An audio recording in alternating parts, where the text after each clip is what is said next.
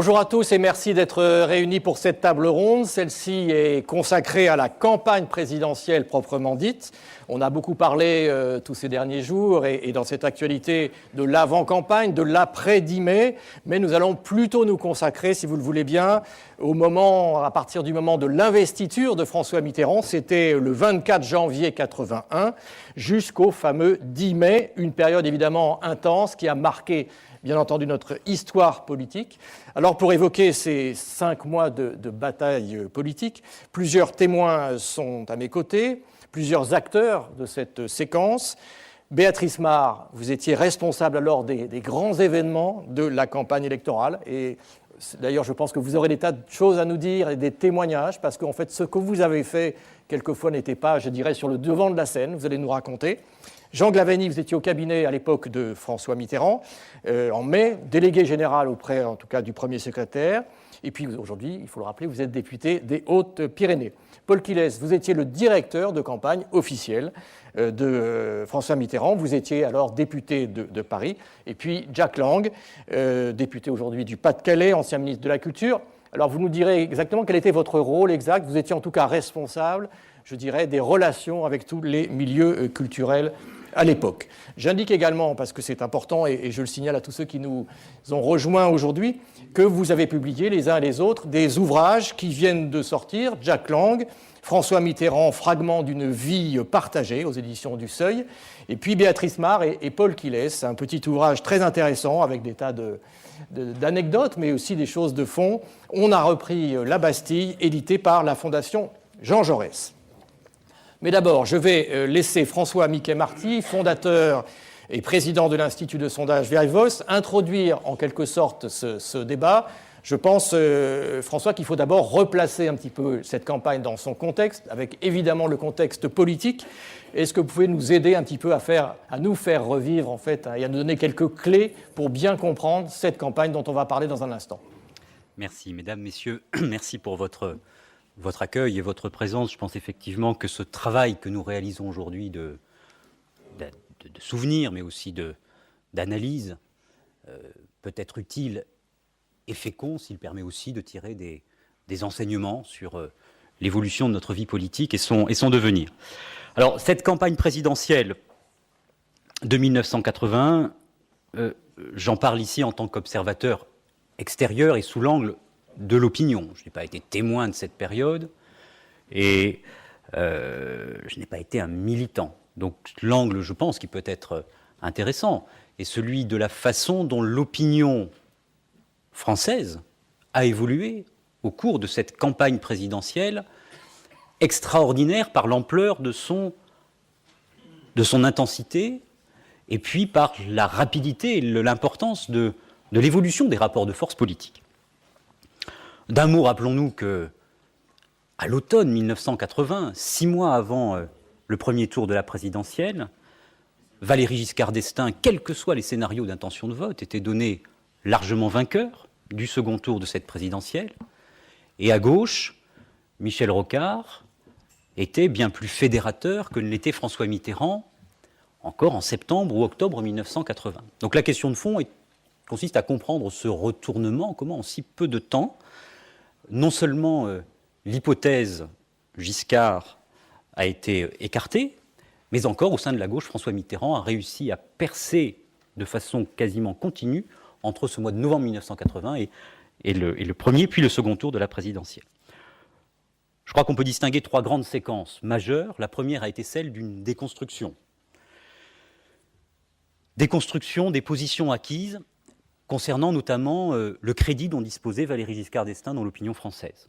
Et déconstruction qui s'est opérée rapidement à l'automne 1980 lorsqu'on observe les courbes de confiance accordées à l'époque au président de la République sortant, la question du bilan a été décisive.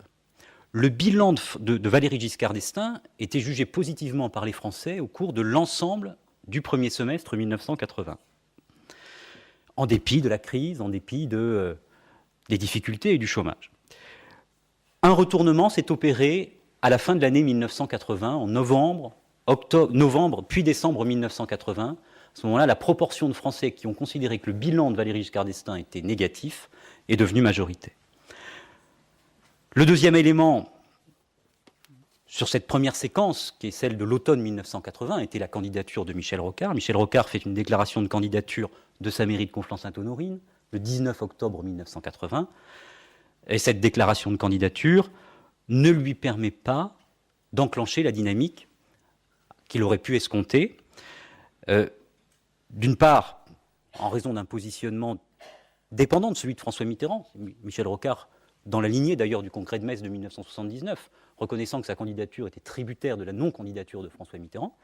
Et puis d'autre part, en raison de spécificités techniques, l'exercice de cette déclaration de candidature a été aperçu de façon partielle par une partie des téléspectateurs. Cette période, qui est une période préalable, pourrait-on dire, cette séquence, a permis de fragiliser des positions acquises. La deuxième séquence qui a été décisive a été le début de l'année 1981, parce que les intentions de vote, l'ensemble des intentions de vote qui ont été réalisées à l'époque, ont permis d'indiquer une dynamique en faveur de celui qui était devenu le candidat Mitterrand, de façon nette à partir du mois de janvier. Et puis, jusqu'au mois de mars, les intentions de vote en faveur de François Mitterrand ont évolué de 18% à 23-24% sur un faisceau de facteurs convergents. Certes, d'abord, l'évolution du leadership à gauche. La fin de l'hypothèse Rocard, Michel Rocard retirant son projet de candidature, a bénéficié de façon quasiment mécanique à François Mitterrand auprès de l'électorat socialiste qui souhaitait soutenir son propre candidat. En 1980, le 24 janvier 1980, François Mitterrand est investi par le congrès exceptionnel du PS de Créteil, largement avec 84% des suffrages, et il présente ses 110 propositions qui, dans le contexte de l'époque, sont majoritairement appréciées par l'ensemble des sympathisants de gauche. Je crois que cet axe-là, on le mettra en perspective tout à l'heure, mais il est fondamental parce qu'il signifie que l'ancrage économique et social qui était celui qui était retenu par François Mitterrand, notamment dans ses relations avec le Parti communiste, lui a permis d'avoir une assise confirmée dans l'opinion. Les relations avec le Parti communiste, complexes en raison de l'histoire antérieure des années 70, ont été marquées notamment en janvier 1980 par le fait que Georges Marchais soutienne la politique brejnevienne et celle de l'Union soviétique, qui a été approuvée par une partie des sympathisants communistes, mais pas par tous. Autrement dit, au sein de la gauche même, l'attitude de Georges Marchais pendant cette campagne de 1981 a entraîné une position d'entre-deux de soutien critique à son endroit. Je donne ici uniquement quelques éléments les plus saillants pour essayer ensuite, dans un second temps, de dégager des lignes de force. Jacques Chirac présente sa candidature le 3 février. Élément majeur, puisque, à compter de son entrée en campagne, les intentions de vote en faveur de Jacques Chirac vont progresser. Les intentions de vote Sofres réalisées à l'époque progressent de 12% à 18%. Et Jacques Chirac, on le constate empiriquement à travers l'ensemble des enquêtes d'opinion qui étaient réalisées à l'époque, a fragilisé, par son attitude, par les divisions au sein de la droite, la candidature de Valéry Giscard d'Estaing, et bien évidemment, cela a été amplifié dans l'entre-deux tours. Le 14 mars, l'émission Carte sur table voit un Mitterrand qui pose un certain nombre d'enjeux qui seront des enjeux majeurs pour la campagne, l'emploi, les nationalisations et surtout qui, en fin d'émission, plaide en faveur de l'abolition de la peine de mort. Il y apparaît avec des accents de sincérité et la dynamique d'intention de vote en sa faveur progresse, notamment au lendemain de cette émission. Juste pour résumer, donc ça veut dire qu'à la fin finalement de l'année 1980, la situation politique se décante, si on peut dire, que l'image de Valéry Giscard d'Estaing, président sortant, commence à s'inverser et qu'au fond, les conditions, non pas optimum, les bonnes conditions de réussite sont quand même là. Après, évidemment, il va rester la campagne électorale dont nous allons parler. Je vais juste vous demander de conclure. Quels ont été, à l'issue du premier tour, François Mitterrand et Georges Marchais recueillent au total 12 millions des suffrages exprimés. Jacques Chirac et Valéry Giscard d'Estaing, 13,5 millions. Il a fallu enclencher une dynamique d'entre-deux tours qui elle-même a été bénéfique à François Mitterrand pour fédérer plus largement. Quels ont été au fond les ressorts de ce succès en 1981 ? Je crois que au-delà des éléments de campagne, au-delà de cette critique du bilan giscardien dont nous venons de parler, au-delà des clivages à gauche et à droite, l'une des forces de cette campagne pour la gauche, pour François Mitterrand, aura été en réalité de fédérer des gauches différentes. Premier élément, l'axe économique et social de rupture dont nous avons parlé. Deuxième élément majeur, la campagne orientée autour de la thématique « La force tranquille », qui en réalité pouvait apparaître en dissonance par rapport au positionnement qui est économique et social qui était celui de François Mitterrand. Cette campagne a été importante parce que les études d'opinion plus qualitatives qui étaient réalisées à l'époque révélaient que plus de 40% des Français étaient attachés non seulement au changement, mais également à la protection. Au fond, à un désir de réassurance. Il s'agissait d'une France qui certes pouvait avoir le souci de changer la vie, mais qui néanmoins était attachée à un recentrage, une France de la classe moyenne, valorisant la proximité, celle des amis, celle de la famille, celle du village. Et la campagne La Force Tranquille a été en pleine résonance avec ça. Enfin, dernier élément, la critique du pouvoir monarchique de François Mitterrand, telle qu'elle a été exercée pendant cette campagne présidentielle, est entrée en résonance avec une autre France de gauche importante, qui était celle de l'historicisme hérité de la Révolution française. Au fond, l'idée selon laquelle 1981 s'inscrivait dans les pas d'une histoire longue qui permettait de faire advenir un monde durablement meilleur, qui permettait d'éviter de réduire 1981 à une simple alternance. Autrement dit, je crois que la spécificité de cette campagne de 81, avec le recul qui présente des visages différents, est d'être parvenu à fédérer des sensibilités idéologiques, à gauche et au-delà de la gauche, extraordinairement différentes. Au fond, on peut dire que la force de François Mitterrand, de ses entourages et de cette dynamique de campagne, n'a pas été uniquement d'accompagner une évolution de la France de la droite vers la gauche, mais bien de faire vivre et d'identifier à sa propre image une pluralité des gauches qui existait déjà de façon très forte aujourd'hui. Très bien. Juste, je vais vous demander vraiment de conclure parce qu'il faut qu'on démarre ce débat, mais on va reparler évidemment de toutes ces questions. Peut-être encore un mot rapide. Merci. Pour conclure, je crois que François Mitterrand disait que l'histoire, une victoire est portée par une part de circonstances, par une part de mouvements généraux, une part de mouvements d'opinion. Je pense que cette campagne électorale de 1981 lui a permis probablement plus que tout autre d'être en phase avec des dynamiques d'opinion, aujourd'hui probablement plus complexes qu'on ne les imagine aujourd'hui, et dont sa campagne a permis de faire vivre la diversité. Merci beaucoup François Miquet-Marty. Alors, on va évidemment se pencher sur cette campagne électorale. Juste petit tour de table d'abord. Je dirais un petit peu personnellement, si vous vouliez les uns et les autres, au fond, j'imagine que vous avez beaucoup de souvenirs qui reviennent, c'était il y a 30 ans, comment vous pourriez définir, je dirais, cette campagne ? Est-ce qu'elle était vraiment aussi tranquille que ce fameux slogan l'avait indiqué à l'époque ? Béatrice Marr d'abord. Cette campagne, vous diriez quoi ? Elle a ressemblé à quoi ? Elle a ressemblé, du point de vue en tout cas, qui était le mien à l'époque, c'est-à-dire de l'organisatrice, à une espèce de vague qui montait de jour en jour, et notamment à partir du mois de mars, le début, chacun prenait ses marques et il fallait effectivement se souvenir, et ça vient d'être dit, que les sondages n'étaient pas excellents en fin d'année 80.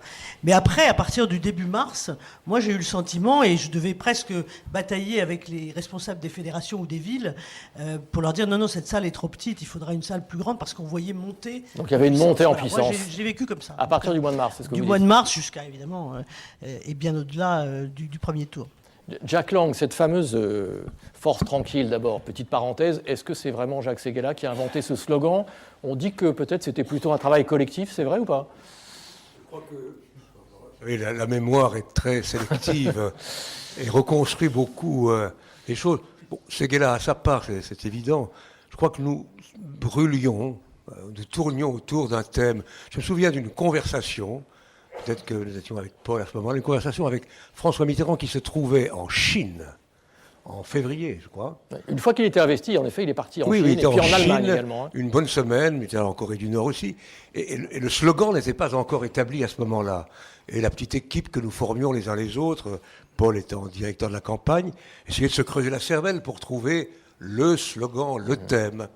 Et je me souviens de ma conversation, alors chacun évidemment a son récit personnel, avec François Mitterrand, Paris-Pékin, et il me dit alors où en êtes-vous? Je dis on tourne autour de, pardon c'est pas très poétique ce que je lui ai dit, autour d'un thème type un président solide pour la France. Nous voulions en effet montrer que... Vous n'étiez pas très loin du but. Bon, c'est pas très loin du but. Bon. Alors ensuite, il y a eu des discussions, c'est vrai, avec Séguéla. Il y a eu une idée qu'avait proposée Séguéla, qui était l'idée d'un grand élan ou un nouvel élan pour la France. François Mitterrand s'en est moqué en disant, vous imaginez les affiches, où c'est Paul, peut-être, j'en sais rien. En tout cas, bref, vous voyez, chacun raconte l'histoire. Paul Quilès. Non pas à sa manière, mais apporte un morceau d'histoire. Je comprends. Mais Séguéla, reconnaissons-le, a quand même... nous a aidé, je ne dis pas qu'il a inventé, mais nous a aidé à mettre à jour ce slogan. Paul Quilès, comment vous... Alors vous étiez le directeur de campagne, vous étiez tous les jours aux côtés de François Mitterrand. Avec le recul, encore une fois, cette campagne, elle a ressemblé à quoi? Difficile de la résumer en une phrase, une formule. Béatrice disait tout à l'heure, il y a eu plusieurs phases. Oui, il y en a eu 2, 3 ou 4 de phases. Et on est parti avec un Mitterrand considéré comme vieux, qui avait déjà échoué 2 fois, qui était beaucoup plus mauvais que Rocard. Quel dommage qu'il ne soit pas candidat, qui était prisonnier des communistes, j'en passe et des meilleurs. Qui était incapable, de parler d'économie. Enfin, on peut aligner la succession des qualificatifs qu'on lui collait pour dire qu'il était un mauvais candidat et qu'il avait perdre. Certains le pensaient au Parti socialiste, certains, la plupart des gens que nous animions à quelques-uns, des fédérations, pensaient au contraire qu'il devait être candidat. Au Parti communiste, il y avait un débat tout à l'heure, et je me souviens que Charles Fitterman, qui était communiste à l'époque, disait jamais 203, il a perdu 2 fois, il perdra encore une fois. C'était l'ambiance de l'époque, la première partie. Alors la deuxième partie, ça a été la mobilisation du Parti socialiste, parce que Mitterrand a voulu, contrairement à d'autres occasions, pour d'autres, que la campagne soit au siège du Parti socialiste. Moi j'étais le directeur, j'étais dans mon bureau. Le PS et le candidat fonctionnait bien, très fort. Très fort. Il y a un document qui a été publié par la Fondation Jean Jaurès il y a 8 ans, qui s'appelle « Le rôle du Parti socialiste dans la campagne de François Mitterrand », qui pourrait être lu et qui pourrait donner des idées à certains, et qui est, à mon avis, un document très utile qui montre, à partir de nombreuses interviews, ce qui a été réalisé pour qu'il y ait une symbiose totale entre le parti, l'équipe de campagne, le parti et le candidat. Donc ça, c'est important. Un mot sur cette histoire de la force tranquille. Peut-être je vais juste demander à Jean Glavany, parce qu'on s'est dit quelques mots tout à l'heure, et il me disait, mais moi, j'ai quand même envie de dire que, au fond, quand la campagne démarre, c'est parce que déjà, on avait engrangé un certain nombre de choses et qu'il y avait une pré-campagne qui, sans doute, a aussi facilité la victoire. C'est ça, Jean Glavany ? Oui, en tout cas, ce qui est vrai, c'est qu'il ne faut pas déconnecter 80 de 80. Il s'est passé beaucoup de choses en 80. Et peut-être on peut en tirer des leçons aujourd'hui, je ne sais pas, mais à propos des sondages, on a l'impression que jamais on ne tire des leçons de l'histoire en matière de lecture des sondages. Mais à l'été 80, Mitterrand, d'après les sondages, n'avait aucune chance de gagner l'élection présidentielle. Aucune chance. Il était battu d'avance. Il n'y avait qu'un candidat qui pouvait faire gagner la gauche, c'était Rocard. Et ce n'était pas à quelques points près, c'était écrasant. C'était écrasant. Et cette campagne de sondage, je ne veux pas être comme accusateur, mais enfin, cette succession de sondages tout au long de l'année 80 a été très difficile à vivre pour Mitterrand et pour son équipe, l'équipe dirigeante du Parti socialiste. Il n'y avait aucune chance. C'était l'archaïsme, c'était l'homme dépassé, c'était l'homme du passé, etc. Et donc, quand on dit... dans l'histoire, quand on réécrit l'histoire en disant c'est le candidat naturel, François Mitterrand, c'est une réécriture de l'histoire, parce que ce n'était pas le candidat naturel. Je vais faire un parallèle avec ce qu'on dit aujourd'hui. Si on avait fait voter les militants à l'époque, on les a fait voter entre Mitterrand et Rocard, je pense que Mitterrand aurait été désigné. Mais si on avait fait des primaires ouvertes aux sympathisants socialistes, je suis pas du tout sûr que Mitterrand était désigné. Je pense que Rocard aurait été désigné. Je dis ça pour ceux puisque nous allons nous engager dans les primaires, c'est une leçon de l'histoire, quoi. Bon. Deuxièmement, quand on dit que c'était un candidat naturel, on savait qu'il allait être candidat. C'est pas vrai. C'est pas vrai. Je pense que ceux qui étaient informés de la décision de François Mitterrand d'être candidat, qui était probablement prise avant, étaient un tout petit nombre. Les autres. Il vous a informé quand il vous a dit, écoute, Jean Garigny, je suis candidat. Il vous l'a dit quand? Moi, qui était délégué général auprès du premier secrétaire, qui n'était pas dans le petit cercle, mais enfin, quand même, qui travaillait au quotidien avec lui, je ne le savais pas. Je pense que Paul Quilès le savait parce qu'il était directeur de campagne potentiel et qu'il avait organisé un certain nombre de choses. Et je pense qu'il avait organisé un certain nombre de choses. J'ai vécu la même chose en 88, où il a fallu prendre des dispositions dans le secret quelques mois auparavant. Mais que les dirigeants du Parti socialiste, j'en ai parlé avec eux, Jospin, Jox, Fabius, étaient dans l'ignorance de la décision de. Je vais au bout de cette histoire. Ouais. Au point que dans la direction du Parti socialiste, il y avait des attitudes très différentes par rapport à ça. Jospin qui disait faut respecter son libre arbitre. Attendons sa décision, on verra bien. Popren qui faisait pression en disant vous n'avez pas le droit de ne pas être candidat. Ou Chevènement qui disait s'il y va pas, je pourrais peut-être y aller. Ça n'a pas changé d'ailleurs beaucoup depuis. Je veux dire que, et j'ai donné des témoignages de gens très proches de Mitterrand qui, quelques semaines avant sa décision de fin novembre, était encore dans l'ignorance et disait même je suis convaincu qu'il n'ira pas. Donc Mitterrand par rapport à ça, c'est aussi une leçon, a su cacher sa décision. Je pense qu'elle était prise avant, mais il a su la cacher, y compris à un certain nombre de ses proches, en tout cas à l'égard des militants et de l'appareil du parti, et à fortiori à l'égard de l'opinion, jusqu'à la fin du mois de novembre. Et donc c'est un phénomène aussi qui joue dans ce secret était tenu jusqu'à fin novembre. Paul Quilès, à partir de quel moment vous avez su que François Mitterrand avait pris sa décision? Et ensuite, je voudrais qu'on enchaîne un peu en fonction de ce contexte politique, de ses contraintes, de ses handicaps, comment on arrive à bâtir une stratégie et quelle stratégie on choisit à partir de ce moment-là. Je vous poserai la même question à Jack Lang. La décision de François Mitterrand, elle était déjà sous-jacente au Congrès de Metz. J'ai des souvenirs très précis. C'était mars 79. Donc 79, 2 ans avant. Elle était sous-jacente. Il avait envie d'y aller. Il disait toujours, il faut que je fasse 26% au premier tour. Il a fait pas loin de 26. Et là, je pense que cette fois-ci, je gagnerai. C'était pas simplement une question arithmétique, évidemment, c'était une question politique. Et sa victoire au Congrès de Metz a permis de bâtir justement cet outil dont il a eu besoin par la suite pour non seulement déclarer sa candidature, je vais y venir, mais aussi pour bâtir la campagne. Déclarer sa candidature, Jean Glavany vient de rappeler quelques souvenirs de l'été 80. Il faut savoir que François Mitterrand, on l'accusait parfois d'être trop habile. Il était habile, on n'est jamais trop, il était habile.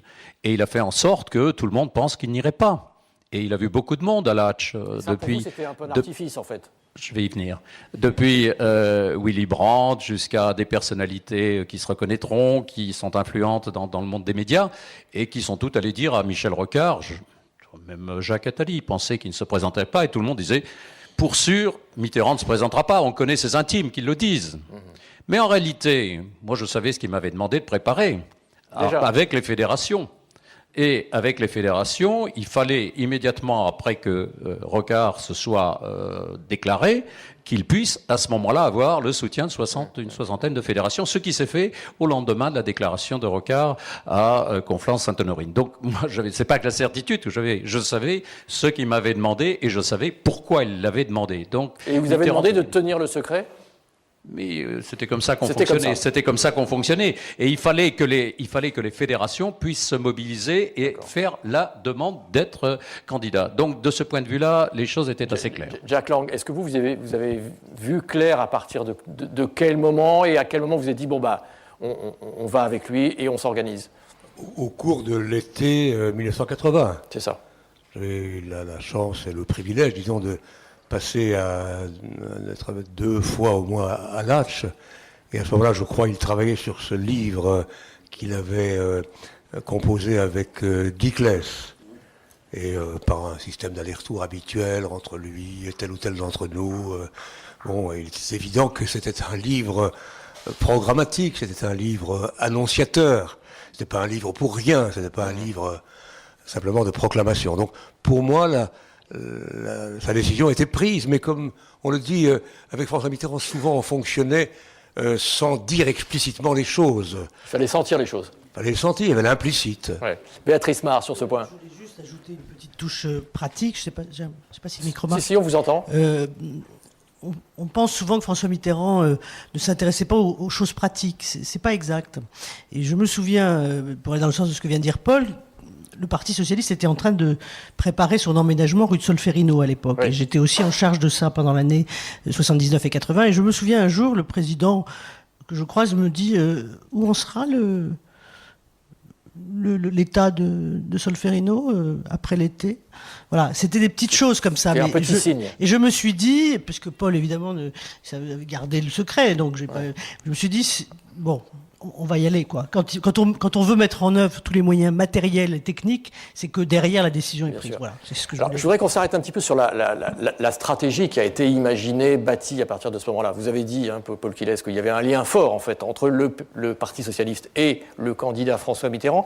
Qui décidait in fine, qui a commencé à construire les arguments de campagne. Ensuite, on parlera peut-être de l'organisation, mais je dirais stratégiquement, comment ça s'est déroulé? Il y avait plusieurs cercles. Et la force de François Mitterrand a été tout au long de ce processus de ne pas négliger le Parti socialiste et de l'associer pleinement. Il y avait le bureau national, qui était le bureau exécutif à l'époque, qui était en quelque sorte le lieu de la décision politique. Et le comité de campagne. Il y avait ensuite, alors ça c'était, j'allais dire, on peut le dire aussi, Mitterrand n'avait pas que des qualités. Il avait un défaut, c'est qu'il aimait bien des cercles multiples. Alors c'était une force, puisqu'il y avait le cercle des intellectuels, le cercle des experts, il y avait le cercle des politiques, il y avait de nombreux cercles. Parfois, ça compliquait un peu les choses, parce qu'il y avait des documents qui partaient dans tous les sens. Pierre Mauroy était le porte-parole. Ça a été à la fois facile et en même temps compliqué à gérer. Mais il a fallu, alors j'ai oublié un détail, qui était la communication, parce que vous avez commencé là-dessus tout à l'heure. On va en parler, j'ai pris un petit chapitre là-dessus. Oui, on va en reparler. Moi, je souhaite qu'on en parle aussi. Allez-y. Mais la communication est importante, parce que a posteriori, c'est souvent ce qu'on retient de la campagne, les slogans, comment la campagne a-t-elle été menée, la télévision, etc. Mais la campagne, proprement dite, à partir des thèmes qui étaient les 110 propositions et ensuite la déclinaison, c'était l'autre chemin, l'autre politique, un autre président, qui a été décliné sur toutes les affiches qu'on voit, tout ça c'était un travail qui avait été fait largement en amont et qui était alimenté par de nombreuses notes, de nombreuses discussions, mais c'était parfois, je le dis franchement, en essayant de me remémorer 30 ans en arrière, un petit peu compliqué à gérer. Est-ce qu'il y avait, Jean Glaveny, est-ce qu'il y avait des débats, je dirais, entre vous, sachant que de toute façon, quand même, celui qui décidait au final, c'était quand même le candidat. Est-ce que sur le positionnement, vis-à-vis aussi peut-être je dirais, des autres candidats, des campagnes des autres, et j'imagine aussi qu'on regardait ce qui est sûr, c'est qu'il y a eu des débats en matière de communication. Je me souviens tout à l'heure, on a parlé d'élan. Moi, je me souviens de ce slogan, l'élan Mitterrand, tel qu'il a été proposé, c'est par l'équipe de professionnels de la communication, ce qui a provoqué des réactions très vives. Et puis, il y a eu des échanges entre l'équipe de communication du parti, où il y avait d'ailleurs des professionnels de la communication, des militants qui agissaient, mais qui proposaient aussi. Il y a eu des débats très vifs, très vifs. Ouais, cette affiche-là, moi, je dis que ce n'est pas juste, c'était très critiqué par l'équipe de Séguéla, qui, à l'inverse, quand il proposait l'élan Mitterrand, était très critiqué par les militants du parti. Donc, c'était des échanges d'une vivacité terrible. Mais en définitive, vous avez raison, c'est Mitterrand qui décidait toujours. Là, en dernier ressort. Le point sur lequel je veux, avant de rentrer dans l'organisation de la campagne, le deuxième point sur lequel je voulais revenir, c'est l'histoire du calendrier, quand même. Parce que, stratégiquement, Mitterrand avait une conviction, c'est qu'il fallait une campagne très courte et très ramassée. Et ça, c'était, je dirais, un trait de caractère, ou c'était pour cette campagne-là, il avait décidé que ce serait C'était un raisonnement politique. D'accord. C'est un raisonnement politique qui était en fonction de la situation politique. M'exposer aux flèches de mes adversaires longtemps à l'avance. Il faut une campagne, c'est un coup de poing, c'est un élan, c'est au sens sans reprendre le slogan. C'est un sprint, quoi. Moyennant quoi, qu'est-ce qui s'est passé? Il se déclare la fin du suspense, plus ou moins, pour l'immense majorité des Français et des militants. C'est fin novembre, où par un mot sibyllin qu'il adresse au président du Conseil national du Parti socialiste, Louis Mermaz, en tout début de réunion de ce conseil, alors que Michel Rocard n'est pas encore arrivé, il dit j'autorise les militants, j'accepte que ma candidature soit soumise au vote des militants. Un mot de quelques lignes à peine. Et c'est là que Michel Rocard presse cet engagement, je ne serai pas candidat, je ne serai donc pas candidat. Fin novembre. Et là, que fait François Mitterrand? Il disparaît. de la scène politique. Il va en Chine, c'est un voyage, il va aux États-Unis. Chine, c'est plus tard. Il va aux États-Unis, je l'accompagne, et ensuite il va au congrès du Parti socialiste israélien. Il y a les fêtes de Noël, il se retire à Latch, etc. Il réapparaît pas, et fin janvier, investiture du Parti socialiste à Créteil, 24 janvier. Il n'a toujours pas lancé sa campagne. Et il redisparaît de la scène politique. Il va là c'est là qu'il va en Chine, il va en Allemagne avec Willy Brandt, sur les traces de ses évasions, du Stalag Nova, et il revient fin février pour commencer sa campagne le 7 mars à Beauvais. Le 7 mars pour un premier tour fin avril.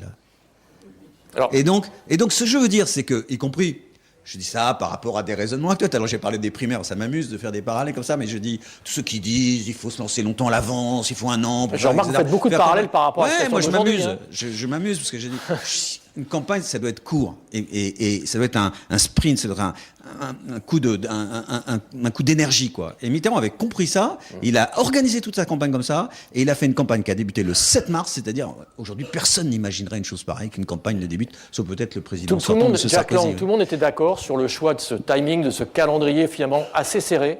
Vous faisiez confiance à son intuition? Bien évidemment, on faisait confiance à son intuition.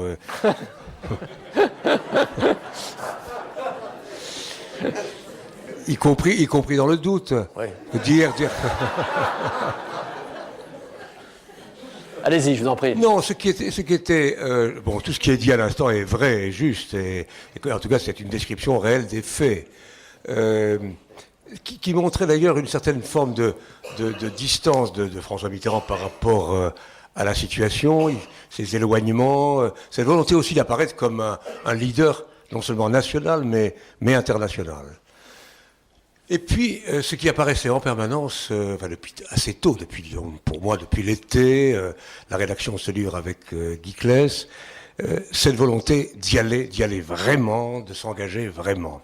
Et un des signes, alors je ne sais pas où sont vos chapitres, peu importe, un des signes que j'ai vu moi-même pour avoir appartenu à une petite cellule qui était animée, je crois, par Laurent Fabius, qui réunissait Serge Moiti, Robert Badinter, quelques autres, une cellule qui était consacrée aux questions de télévision et de radio. On a vu avec quel sérieux François Mitterrand était décidé à préparer... Sans rien laisser au hasard. Hein. Sans rien laisser au hasard. Bon, pour ceux qui avaient suivi ses précédentes campagnes, il apparaissait comme quelqu'un qui parfois... voyait un peu de loin ou de haut les émissions. Vous voulez dire que c'était une campagne plus professionnelle d'un certain côté? Ultra professionnelle. Jusqu'à cette scène assez étonnante que racontent ceux qui l'ont vécu dans l'appartement de Laurent Fabius, près du Panthéon.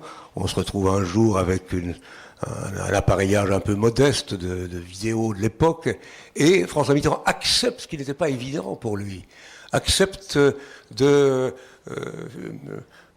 faire un débat de deuxième tour entre Giscard et lui-même. Et Laurent Fabius accepte de jouer le rôle de Giscard. Ouais. Et pose des questions assez vives et assez incisives, jusqu'au moment où François Mitterrand l'a un peu mal pris. Enfin bref, c'était à la fois sympathique. Donc ça veut dire qu'il s'était bien préparé, y compris pour ce débat. C'était le témoignage, la preuve qu'il ne laissait rien au hasard et qu'il était décidé à l'emporter. On peut aller au bout de cette anecdote-là. Oui, alors après je voudrais juste laisser peut-être la parole pour...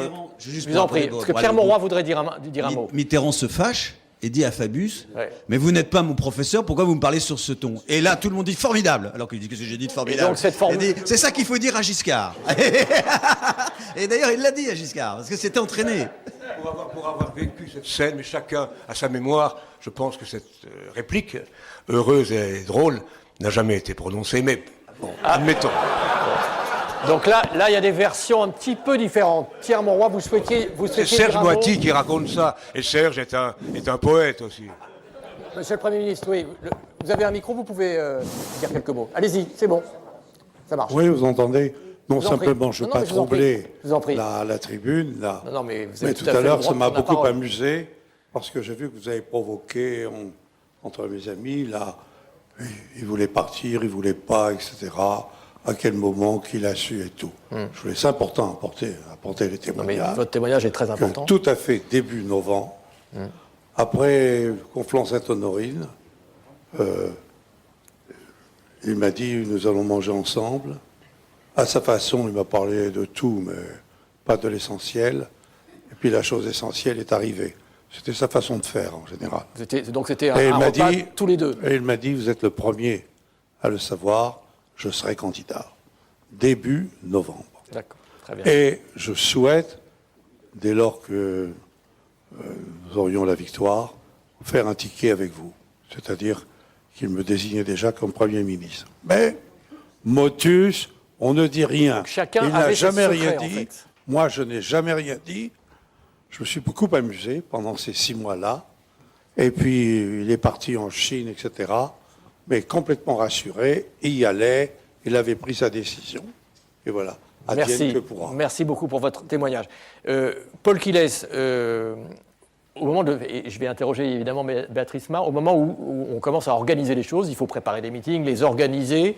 Comment ça se déroule? Peut-être Béatrice Mar d'abord, puis ensuite Paul Quilles. Parce que vous aviez en charge en fait cette organisation-là. Mais comment on s'y prend? Parce que Non, mais il y a deux phases. Il y a la phase Ouais. de décision et la phase de mise en œuvre. c'est ça. Moi, je rappelle que j'étais toute petite à l'époque et donc je faisais surtout de la mise en œuvre. Ce dont je me souviens, et je vais Le donner premier la parole. meeting, rappelez-nous, c'est Beauvais, C'est comme a Beauvais. dit Non, Jean. non, à vrai dire, il y avait. Voilà, j'allais dire parce que c'est Ouais. le soir du congrès Ouais. de Créteil. Le président avait décidé de faire quand même pour Paris et la région parisienne le premier meeting. Premier meeting. Et alors, c'était la première fois qu'on faisait ça à la porte de Versailles, dans une des halles. À l'époque, c'était du jamais vu. Et on avait même fait une innovation majeure qu'on raconte dans le petit livre, c'est qu'on avait pour la première fois utilisé l'Edophore. L'Edophore, c'est cet appareil qui permet de projeter en très grand écran. Et je raconte l'anecdote d'ailleurs, c'est que je préviens le président qu'il va être sur un écran de 12 mètres par 24. Ça fait quand même Et alors il me dit, alors si je fais ça, je lui dis, oui, vous aurez un petit doigt de 20 cm. Il me dit, ça manquera de discrétion. Alors bon, enfin, c'est une anecdote que je raconte, mais tout ça pour dire que il y a eu 30 000 personnes, ce qui était énorme à Paris. Et effectivement, après, il y a eu le break dont a parlé Jean. Mais pour le reste, moi, je veux simplement dire que je me souviens qu'on m'a demandé de faire des propositions, de recueillir les propositions des villes. J'ai fait une liste que Paul, d'ailleurs, gentiment a retrouvée et m'a redonnée manuscrite. Et je vais lui donner la parole parce que les choix, c'était pas à mon niveau que ça se passait. Et juste, mais Paul Quilles va sans doute répondre, avec quels moyens? Est-ce que c'était plutôt les moyens du Parti Socialiste? Ou comment non. ça se passait à l'époque, en fait? Parce que pour les jeunes générations, Non, mais Paul vous Quilles, ai- allez-y. Non, je vous ai expliqué que la campagne s'est faite dans le cadre du Parti Socialiste. La direction était à Solferino. D'accord. C'était les fédérations qui faisaient leur campagne à la fois de façon autonome, mais avec des fortes directives. On n'avait pas Internet à l'époque, on avait le téléphone, les fax, c'était des visites sur place. Et j'ai retrouvé, quand on a préparé ce livre, j'ai retrouvé tout le travail que nous avons fait, qui est un travail intense. Et quand on m'a interrogé, on me disait quelle campagne vous avez fait avec Mitterrand? Je disais c'est une campagne à la chinoise. Alors, je sais pas pourquoi dire à la chinoise, c'était comme en construction d'un mur, on était là, il y avait les sections du Parti Socialiste, les fédérations, il y avait les groupes d'experts, c'était un bouillonnement intense et intensif, et quand Jean disait tout à l'heure, le démarrage effectif, ça a été début mars, on pensait bien que l'organisation, c'était déjà au mois de décembre que ça a été mis en place, un organigramme de campagne avec des équipes, tout ça a été fait. On dit maintenant de façon professionnelle, oui, de façon assez professionnelle, de telle façon que dès le début mars, on puisse partir à fond. Et il y a tout ce débat aussi de savoir si Mitterrand voulait ou non des meetings. Lui, il me répétait sans arrêt, alors vous m'avez prévu une réunion ici, une réunion là. Il y avait une énorme demande de tous les départements et en particulier de tous les grands élus qui voulaient que Mitterrand aille à Lille, à Toulouse, à Bordeaux, à Angoulême, à Bastia, à Marseille. Et on a fait une Mais trentaine quelle de meetings. était Attendez, je termine. l'idée de François Mitterrand? Oui, mais je termine je justement vous en sur prie. l'idée. Son idée, c'était, je disais toujours, mais ce qui compte aujourd'hui, c'est la télévision. Il m'a dit toujours, pas du tout. Il dit, la télévision, tout le monde se vaut. la question On que est je obligé de le faire. On est obligé de le faire. Ce qui Donc, compte, il pensait c'est que qu'on me c'était- voit. D'accord. C'est qu'on me voit, que je leur parle. Alors, les meetings, il excellait parce qu'il les faisait très bien. Des fois, on en faisait plusieurs par jour jusqu'à l'épuisement. Des anecdotes assez savoureuses de ce point de vue à raconter. Mais il voulait aussi passer dans les villages, voir tout le monde. Et il disait toujours, si je vais dans un village et que je vois 10, 50, 100 personnes, c'est 1000 personnes qui m'auront vu, qui parleront de moi. C'est ça la campagne que je veux proximité, faire. en fait. Si vous voulez, c'est un mot qui est un peu galvaudé. Mais Oui, disons, mais quand même, c'est quelque une chose qui peut- campagne de terrain proche des gens. Alors, allez-y, Jack Lang. Appuyer ce qu'il dit par une anecdote, d'ailleurs, j'ai oublié de raconter dans mon petit bouquin, je crois. Mais genre, je ferai un autre livre, voilà. Et il se fait que je passais quelques jours de vacances à Noël à Dakar, et je tombe dans le même hôtel que Jacques Chirac, qui prenait ses vacances aussi dans cet hôtel. Et il me demande à prendre un pot avec moi, et volontiers je le fais. Et il me dit, dites bien à François Mitterrand qu'il doit aller partout. Il doit se sillonner la France, rencontrer les citoyens, etc. Bon. Donc il voulait lui donner des conseils, en fait. Autrement, comment. D'ailleurs, c'était son style à lui. Mais en même temps, j'ai compris évidemment, d'une certaine manière, que lui-même souhaitait réellement que le président sortant ne l'emporte pas. Paul Quilès, il y a un instant, vous avez parlé de la télévision. Je voudrais qu'on s'arrête un petit peu à cette époque-là sur le rôle des médias. Je vous cite tout simplement, vous avez parlé dans votre ouvrage, je vous cite, je rappelle le titre, on a repris la Bastille, ouvrage que vous avez écrit avec Béatrice Mar. Vous avez dit la partialité écœurante des médias télévision. C'était vraiment ça, votre sentiment? Alors, ça se passait. Est-ce que vous pouvez donner quelques exemples? Rappelez-nous. On n'imagine pas aujourd'hui ce que représentait, pas seulement pour les militants socialistes, mais pour les hommes et les femmes de gauche, que la télévision, dont Mitterrand disait, il adorait ces plaisanteries, on lui parlait des chaînes de télévision, il disait, les chaînes de télévision méritent bien leur nom, ce sont des chaînes. C'est les chaînes du pouvoir. Et dans ce petit livre, on donne des exemples qu'on avait minutés dans l'équipe de campagne. On avait minuté les réactions par rapport aux différents candidats à la suite du premier tour, à la suite de tel ou tel événement. Je ne veux pas les chiffres, mais on peut les retrouver. C'était franchement écœurant. C'était du simple au triple, au quadruple. Et parfois, ils oubliaient même de citer les candidats ou les soutiens de François Mitterrand. Alors, dans les dom-toms, ça dépassait tout ce qu'on peut imaginer. C'était parfois, on oubliait carrément le candidat de gauche. C'était un climat très particulier qu'on imagine mal aujourd'hui. On se plaint de tel ou tel journaliste, telle ou telle chaîne, mais c'est rien à côté du climat qui existait à cette époque-là. Ce qui explique aussi pourquoi, à 20h, lorsque les Français ont découvert le visage de François Mitterrand, président de la République, il y a eu, c'est facile à voir, on retrouve les images, et avec Béatrice, nous avons retrouvé beaucoup d'images de cette époque-là, ce qui explique la tristesse de certains présentateurs qui étaient visibles par des millions de Français. Mais ils se sont bien contrôlés quand même, mais il y avait une certaine tristesse et qu'on peut comprendre. Jack Lang, sur ce fameux débat d'entre les deux tours, est-ce que de votre point de vue, François Mitterrand pensait que c'était quelque chose qui pouvait vraiment, je dirais, emporter peut-être sa victoire, ou c'était un passage obligé? Au point où il en était là, il était quand même plutôt favori entre les deux tours, si on regarde les sondages de l'époque. Sa pensée, pas seulement sur ce débat, sa pensée était que ce type de débat ne changeait pas réellement la situation. Que le rapport de force était établi à partir lors du premier tour et la campagne qui commençait. Et il considérait que, pas seulement pour le débat de 81, mais pour les précédents, que ce n'était pas déterminant, que ça pouvait, à la marge... Il ne fallait pas le rater quand même. Pardon ? Il ne fallait pas le rater quand même. Il ne fallait pas le rater quand même, évidemment. Mais... disons-le très franchement, la petite équipe que nous formions avec Badinter, Fabius, Moiti, etc., nous étions beaucoup plus craintifs, je dois dire. Et en particulier... Vous étiez méfiant, je dirais, avant l'organisation de ce débat. Vous aviez pris beaucoup de précautions. Oui, nous surestimions la puissance de Giscard, qui n'était pas mince. Il était talentueux, plein de virtuosité, brillant. Et... quelquefois, il est arrivé je me souviens d'une discussion à Latch avec François Mitterrand qu'il a assez mal pris. On avait un petit peu le sentiment qu'on sous-estimait à l'inverse la capacité de réplique de François Mitterrand. Et nous avons, la petite équipe que nous formions, posé bêtement, d'ailleurs je dois dire, puérilement, je ne sais pas, 5, 6, 7, 8 conditions. Tellement nous nous méfions de ce que Paul... Exemple. Je sais plus très bien, sur le cadrage, sur le choix des journalistes.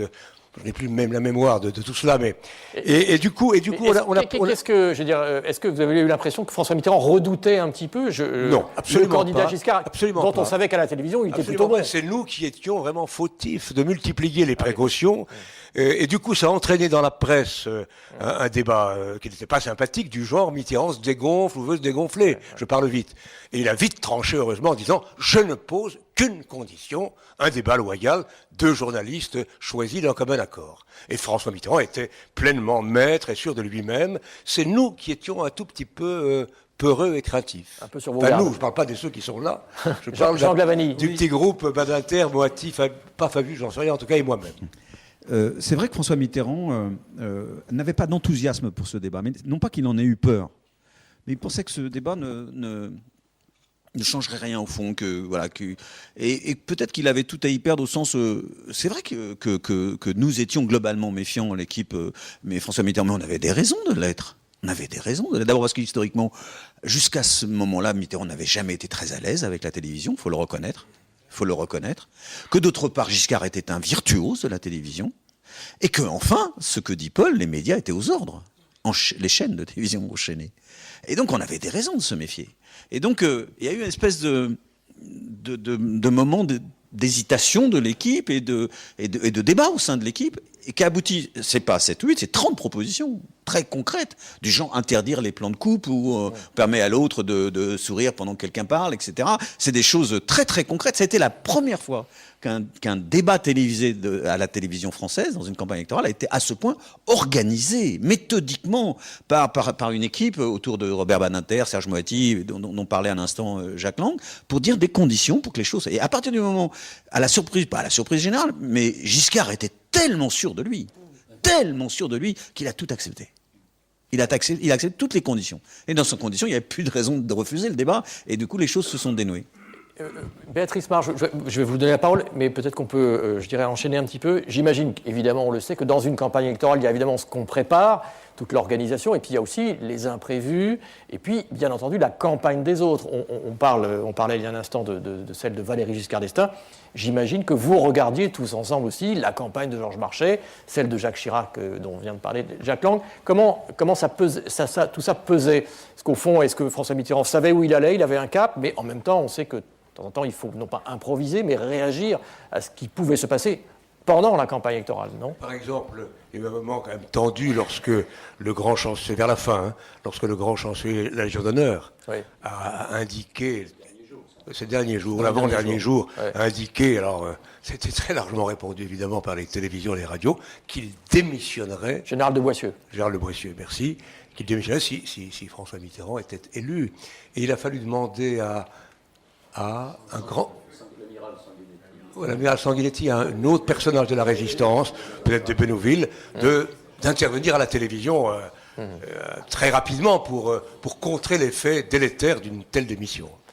Et puis il y a eu quand même cette malveillance de dernière minute, ou ce manque de fair-play de dernière minute du président sortant lorsqu'il lors d'une conférence de presse, je crois, a fait la confusion entre le projet socialiste tel qu'il avait été établi plusieurs mois avant par Chevènement, enfin sous l'autorité de Chevènement, et les 110 propositions.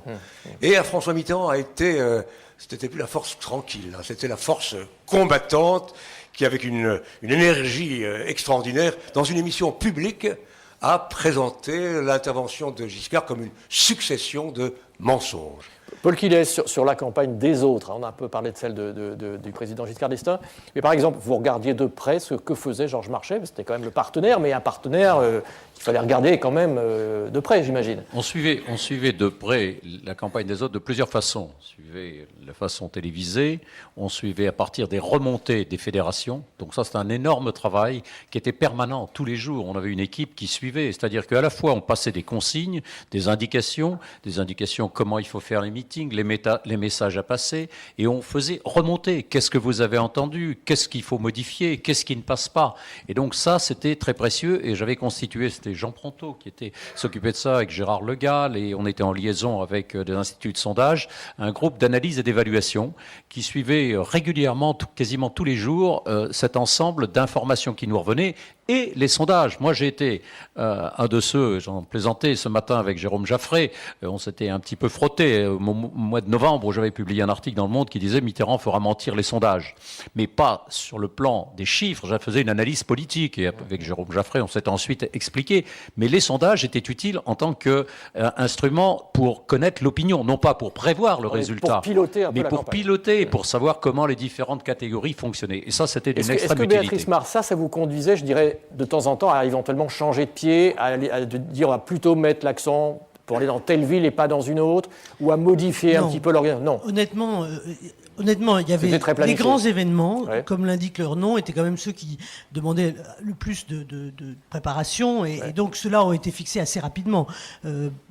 Jean rappelait que le premier meeting, c'est celui du 7 mars à Beauvais, et qu'entre le 7 mars et le 8 mai, on a fait 24, le président a fait 24 meetings. Bon. Et avec, donc ça n'a pas été modifié, et je dirais que le déroulement des meetings non plus.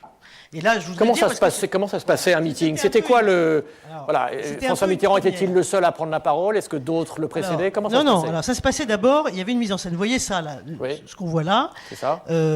Avec les moyens de l'époque, on ne pouvait pas projeter. Il y avait un seul œil de fort en France.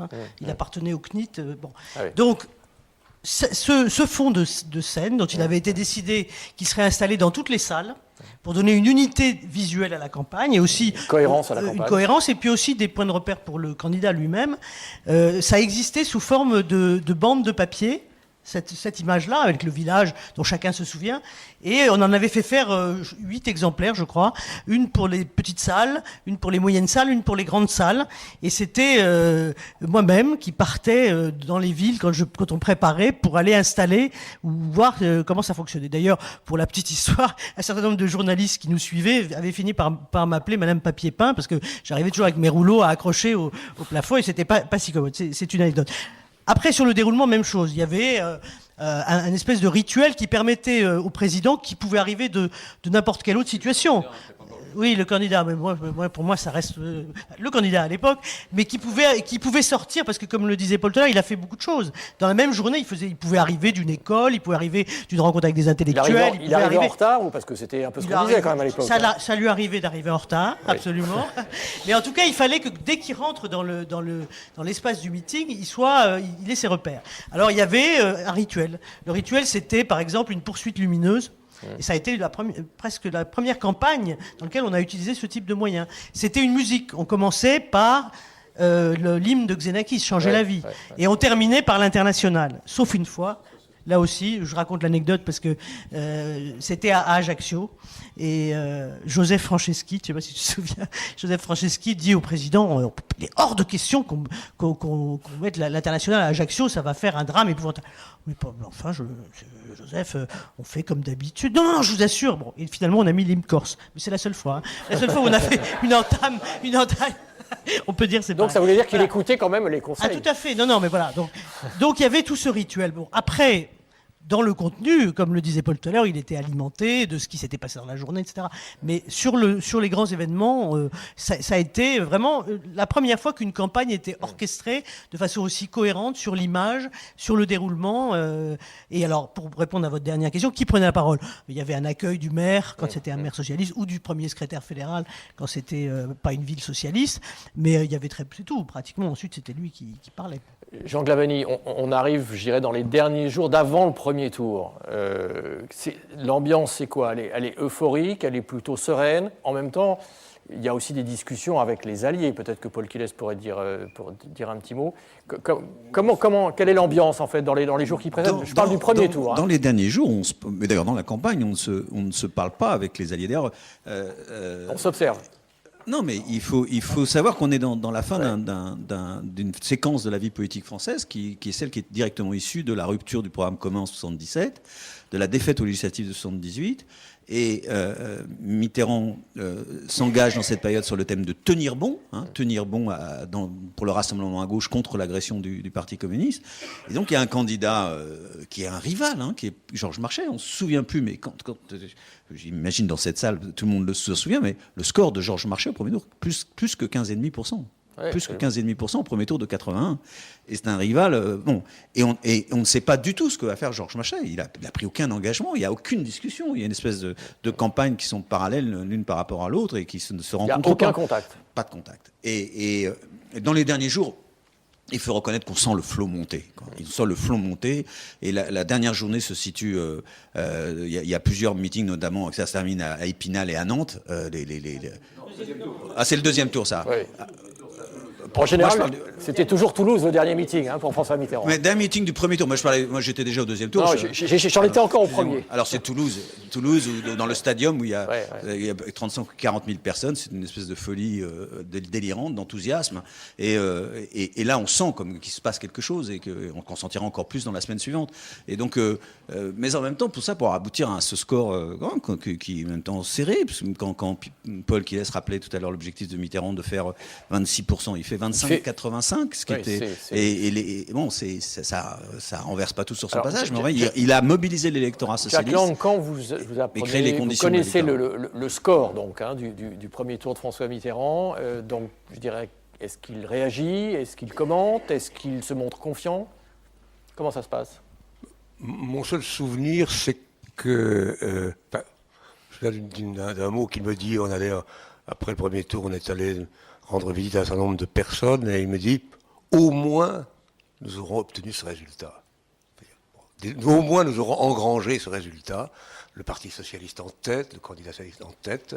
Les communistes, bien qu'ayant obtenu un bon score, sont quand même en régression par rapport à ce qu'ils avaient été dans les années de toute puissance. » Je profite de votre question pour dire un mot quand même sur l'appui sans précédent qui nous a été apporté tout au long des mois par les intellectuels, par les créateurs, par les chercheurs, par les artistes.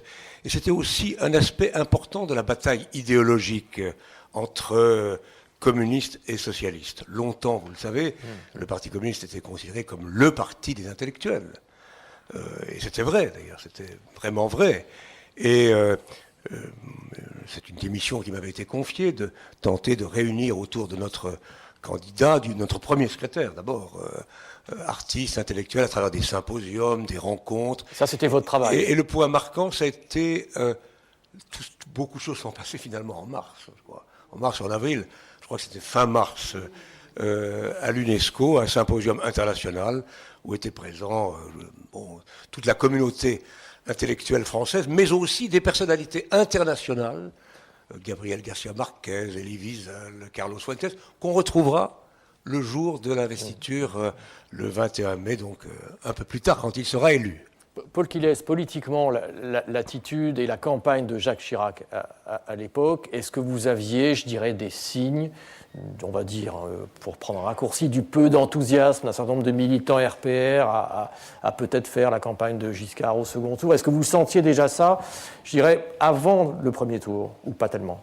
On avait des indications depuis déjà un an que le torchon brûlait, mais ça on le savait publiquement. Ouais. Il y a besoin d'avoir des confidences pour savoir que le torchon brûlait entre l'UDF et le RPR, entre Giscard d'Estaing et Chirac. Mais on avait eu des contacts qui nous faisaient penser que... Quand vous dites des contacts, c'est-à-dire que vous aviez été approché, on vous avait laissé entendre des choses Des discussions, oui. Avec qui, par exemple? Des gaullistes de gauche, d'autres Non, avec Bernard Pons, par exemple. Directement. Oui, juste des discussions qui permettaient de savoir que ça veut il dire, n'était parce pas... que c'est important ce que vous dites, c'est qu'un jour Bernard Pons vous appelle au téléphone et il vous parle. Je ne vous donnerai pas plus de détails, mais il y a eu un dîner un jour, on a mangé à quelques-uns ensemble, un dîner, je ne dirais pas amical, mais une rencontre, et au cours de laquelle on a bien le droit de rencontrer. Moi, j'avais au repas tout à l'heure Alain Madelin à mes côtés, on s'est parlé. Enfin, c'est 30 ans après. Non, il est toujours de droite et je suis toujours de gauche. On peut se parler, c'est pas la guerre civile. Ouais. Donc on s'est parlé avec ces gens-là. J'étais avec Pierre Bérégovoy notamment, et il y avait des gens, des responsables du RPR qui nous ont dit qu'en aucun cas, pour eux, en aucun cas, ça ne pouvait être Chirac. Ça pouvait être Giscard, mais dans leur tête, ça pouvait être Chirac. Dans leur tête. Eux ne savaient pas si ce serait Mitterrand ou Rocard, et c'était un an avant. Et eux pensaient que si c'était Giscard, si Giscard était battu, Mitterrand, ça ne durerait pas longtemps. Et après le 10 mai, on a entendu aussi bien les leaders de l'UDF que du RPR, Chirac, c'était son thème permanent. Ça ne durera pas 2 ans. Il faut se remettre ça dans la tête, ça dure un peu plus. Donc la rencontre qu'on a pu avoir un an avant nous avait mis dans la tête la certitude que les Chiraciens, le RPR, ne feraient pas campagne pour Giscard. C'est ce qu'on a vu d'ailleurs. Les sondeurs l'ont bien vérifié. Est-ce que François Mitterrand lui-même, par exemple, parlait de Jacques Chirac et de l'attitude du RPR, Jean Glavany ? Il y avait des confidences de ce côté-là ? Oui, il en parlait, bien sûr, il en parlait, mais je veux dire, pas d'une manière... Mitterrand était un homme, comme le disait Paul Quilès, alors secret au sens où il multipliait les cercles d'information et de confidences. Mais oui, il en parlait librement, bien sûr. Il en parlait, il observait, il regardait. D'abord, il était très attentif. C'est un homme qui tous les jours scrutait la presse de manière très précise. Donc, scrutait tous les matins, avait sa revue de presse des déclarations de tous les candidats, de droite comme de gauche, et analysait tout ça avec beaucoup de perspicacité. En plus, il avait les notes dont Paul Quilès parlait tout à l'heure, de cet observatoire des comptes de la campagne qui faisait qu'il avait des indications qui venaient aussi du terrain. Et il en parlait, oui, il faisait des confidences sur les réactions des uns des autres. Il était avec sa vivacité d'esprit, son humour un peu sarcastique et tout. Bien sûr, il en parlait très librement. Béatrice Marr, alors le premier tour donc se passe au niveau de l'organisation des meetings. Quelles sont les consignes pour l'entre-deux tours ? Mis à part, on en a parlé tout à l'heure, mis à part le débat télévisé. Pour le reste, qu'est-ce que François Mitterrand souhaite faire à partir de ce moment-là ?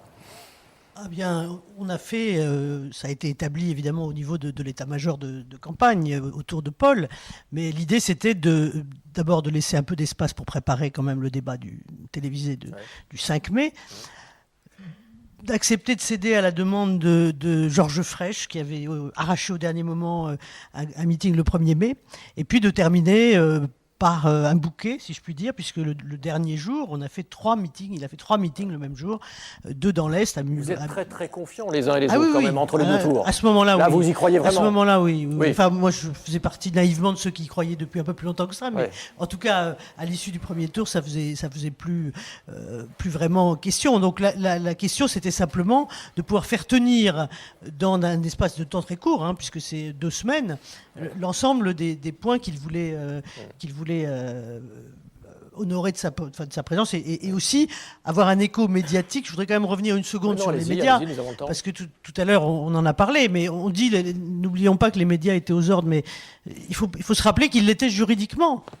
Les 3 chaînes issues du dépècement de l'ORTF du plan de 1974, c'était quand même 3 établissements publics. Des établissements publics industriels et commerciaux. Oui, il n'y avait pas de haute autorité. Donc voilà, donc se dire, ils étaient aux ordres parce que c'était leur structure juridique, c'était normal, quoi. Et donc il fallait absolument arriver à ce qu'ils viennent, donc avoir suffisamment d'influence pour les faire venir. Et j'avoue que plus le temps passait, plus l'enthousiasme montait, moins on avait de difficultés à faire venir les médias sur les différents points de la campagne. Jack Lang, entre les 2 tours, est-ce que vous avez à ce moment-là l'impression que François Mitterrand est totalement concentré vers l'objectif de la victoire du second tour, ou est-ce que déjà il commence à penser, je dirais, un peu à la suite ? Est-ce qu'il vous donne des signes ou pas du tout ? Pas moi, en tout cas pas. Non. Je crois qu'il est dans le combat, il est dans la préparation de cette campagne du second tour. Il y a quand même ce débat, même s'il considère qu'il n'est pas décisif, il doit être pris au sérieux, et il est alimenté en notes, en fiches, en impressions. Des amis comme Régis Debray apportent quelques idées, Jacques Attali aussi. Est-ce qu'il a le sentiment d'avoir marqué des points quand il sort de ce débat ? Est-ce qu'il vous demande votre avis, ou comment est-ce qu'il réagit ? Je crois qu'il a le sentiment, en tout cas, de ne pas l'avoir raté, d'avoir plutôt marqué des points. L'homme du passif, l'homme du passé, formule qui lui a été au passage soufflée par Régis Debray. Et quelques autres. Il y a eu, disons, physiquement, les 2 hommes étaient dans une relation de domination progressive de François Mitterrand de la situation.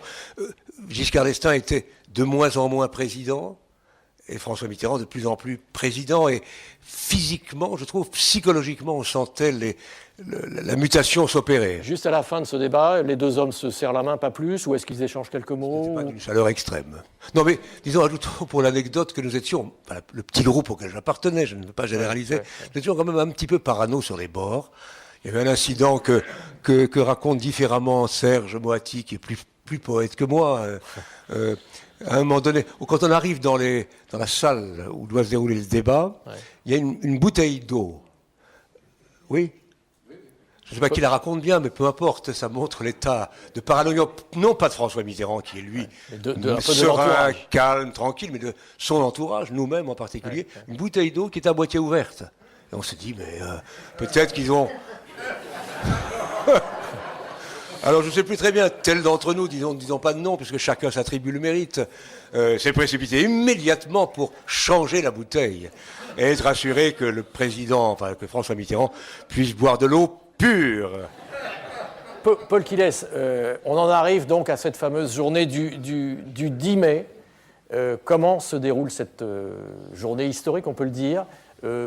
Que fait François Mitterrand ce jour-là? Comment ça se passe? Comment ça se déroule? Est-ce que tout ça a été prévu, organisé? Il y a Château-Chinon, on va en parler j'imagine dans un instant. Comment ça se déroule? Juste un retour en arrière. Vous avez parlé du deuxième tour. Ouais. Le deuxième tour, pour lui, c'était pas simplement le débat télévisé, c'était la déclaration de désistement de Georges Marchais le mardi. C'était très important. C'était l'attitude qu'il fallait avoir par rapport à l'électorat chiracien. Donc il y a eu quelques petits commentaires ici ou là pour montrer que ce qui était important, c'était de battre Giscard, même si le candidat Mitterrand, soutenu par les communistes, pouvait inquiéter. Parce il a commenté les propos de Jacques Chirac, disant qu'en son nom personnel, il voterait. Il est commenté en privé, mais pas dans ses discours publics. Il laissait les autres. En privé, il disait quoi, par exemple? Évidemment, il savait très bien ce que ça voulait dire. Et puis nous, on le savait depuis un an.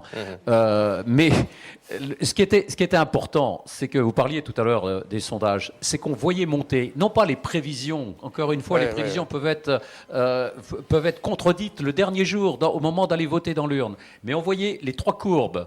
Prévision de vote, intention de vote et souhait de vote qui passaient toutes au-dessus de 50%. Et ça, c'était un signe qu'il allait gagner. Et le soir du 8 mai, on rentrait de Nantes. On était dans l'avion, si Jean était là, dans cet avion où il y avait des journalistes, beaucoup de journalistes, tout le monde était épuisé, c'était la fin de la campagne.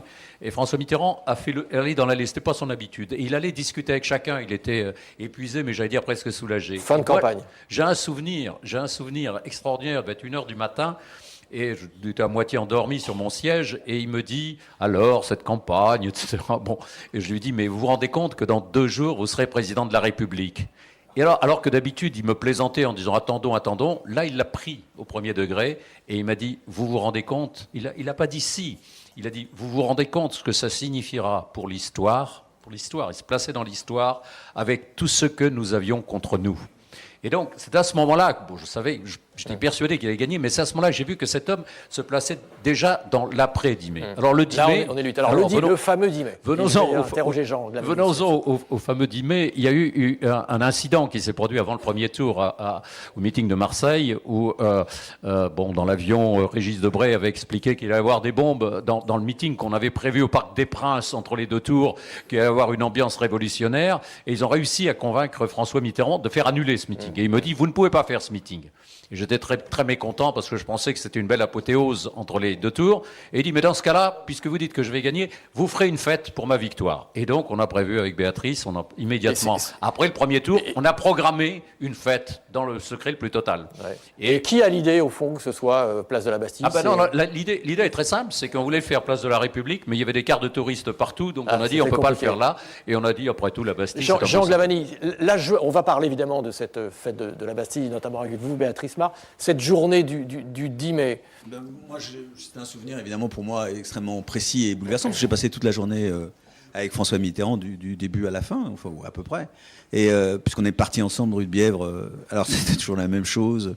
Je me souviens de Nathalie Duhamel, qui était chef du service de presse, qui était à Château-Chinon, qui avait prévu que François Mitterrand puisse voter entre midi et demi pour être dans les journaux de 13h, partout évidemment... jusqu'à ce qu'il soit président de la République. Après, ça a beaucoup changé, bien sûr. Il était très en retard, François Mitterrand. Et donc, on est parti beaucoup plus tard que prévu de la rue de Bièvre, à 2 ou 3 voitures, parce qu'il y avait Daniel et ses enfants qui partaient avec lui. Donc, on est arrivé vers 13h à la mairie de Château-Chinon directement pour voter. Il y avait c'était très impressionnant, parce qu'on n'avait jamais vécu ça. Des caméras du monde entier, quoi. Des chaînes du Japon, des États-Unis, de partout, quoi, qui étaient là à Château-Chinon. Ensuite, on est allé au Vieux Morvan, l'hôtel du Vieux Morvan, tenu par Jean Chevrier et sa femme, qui étaient des vieux amis de Mitterrand. Puis en même temps, c'était ses autres, puisque François Mitterrand n'a jamais été propriétaire à Château-Chinon. Il a été maire, mais il n'a jamais été ni locataire. Il avait sa chambre numéro 15 à l'hôtel du Vieux Morvan, au premier étage, petite chambre. Et donc, on va déjeuner là avec les collaborateurs de la Nièvre, parce que nous l'appelions, nous, ses collaborateurs, on l'appelait déjà président, parce qu'il était président du Conseil général de la Nièvre. Et donc, nous, on avait les secrétaires de François Mitterrand, ou ses collaborateurs, on appelait président. Et donc, là, il y avait ses collaborateurs, il y avait les élus de Château-Chinon. Après dans l'après-midi, il a fait une petite sieste. Je me souviens qu'on a regardé un match de rugby. J'en profite pour remercier Jacques Lang qui est obligé de nous quitter. Merci encore de votre témoignage. Vous voulez le faire discrètement, c'est raté. On a dû regarder un match de rugby. J'ai le vague souvenir que c'était un Toulon-Béziers, mais il faudrait que je regarde les archives de la Fédération française de rugby. Oui, Et puis voilà. Et puis après, Mitterrand s'est reposé un peu. Et puis voilà. Puis après arrive l'heure fatidique. À la fin, donc, alors beaucoup de gens ont raconté l'histoire. Moi, je sais ce que j'ai vécu. Donc, qui annonce et à quelle heure que François Mitterrand, a priori, il y a plein de gens président. qui revendiquent. Moi, je sais ce que j'ai vécu, donc je raconte, mais il y a plein de choses qui ont été racontées aussi. Mais il y a des journalistes qui disent qu'ils ont annoncé à François Mitterrand. Donc, François Mitterrand était en bas, il parlait avec une centaine de personnes qui étaient dans la salle du Vieux-Morvan, et moi, j'étais de permanence il y avait une ligne directe qui avait été installée dans la chambre numéro 15, parce que le Vieux-Morvan, c'était un standard à l'ancienne, vous voyez, avec des trucs qui balançaient comme ça, là. Et donc, il n'y avait pas de portable, même pas en standard. Et donc, je suis dans cette chambre et 18h20, 25, je reçois ce coup de fil. Je pense que c'est Paul ou Lionel qui disent il faut aller voir chercher le président, lui dire, les instructions disent tous qu'il a entre 51,5 et 52. Il faut aller le prévenir et lui dire. Avant, il n'a aucun contact avec l'état-major, avec non, Gérard Le Gall, l'homme des sondages, par exemple. Non, c'était Paul Quilès qui alors il me dit ça, et moi, je tremblant de tout mon corps, je dévale l'escalier, c'était au premier étage. J'arrive, il était en train de parler avec plusieurs journalistes, dont Yvan Levaille, de la forêt du Morvan. Mitterrand parlait souvent de la forêt du Morvan. Et en partie, ce raisonnement que certains d'entre nous avons connu une fois, 10 fois, 100 fois, de cette forêt de hêtres et de chênes qui était une forêt claire et qui était en train de s'assombrir à cause de la loi du profit, qui remplaçait tout ça par des résineux, et c'était un drame pour la forêt du Morvan. Et il parlait, et moi j'étais là, je m'approche de lui, et je lui dis, je voulais pas l'interrompre. Et puis à un moment, il s'interrompt, et je lui dis, écoutez, ça a duré 2 minutes, c'était terrible, quoi. Et puis à l'oreille, je lui dis, Paul Quilès vous attend au téléphone, et les résultats sont là. Puis, tous les instituts de sondage vous donnent dans 5 et 52, ils voudraient vous parler, vous êtes élus. Et donc, quand je lui dis ça à l'oreille, donc j'ai son visage là, à 3 cm. Je vous assure, il n'y a pas un trait qui a bougé sur son visage. Il n'y a pas.